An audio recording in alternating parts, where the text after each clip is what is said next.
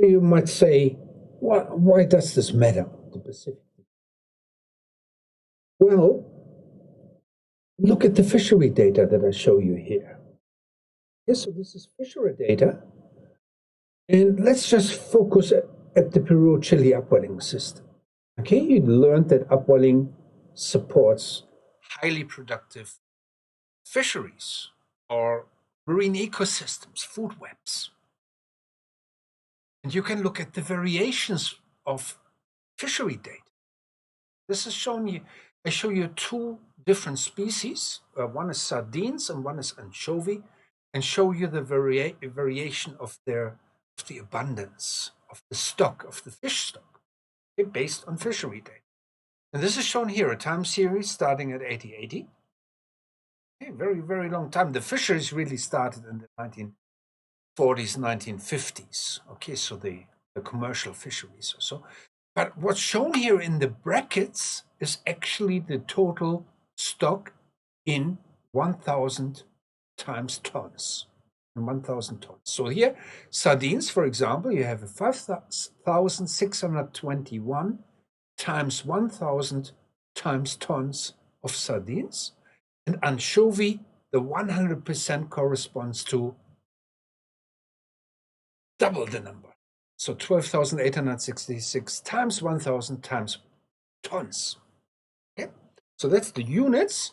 And 100% means you reach that number, and 50% means you have only half that number, and 0 means nothing. All right? Easy. So now look at the time series, and you can see the fishery started and so, and you can see that you had a peak in anchovy first from the 1960s, and then the anchovy biomass declined, the stock size, and instead you got sardines dominating. And again, you got a swinging back later on between them. Okay? And you can see these so-called ecologic regime shifts in all different systems, in the Californian, in the Japanese fisheries, and in the Benguela system. So, however, for the Peru-Chile upwelling system, these variations have been linked to the PDO, to the oscillation. So why is that?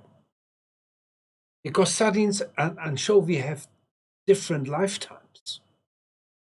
Okay, so sardines, okay, live relatively long, 10 to 20 years.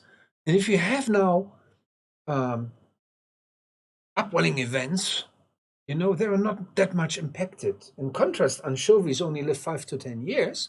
So if you have very, very strong El Nino events, suppress the upwelling, there can be more impacted. Okay?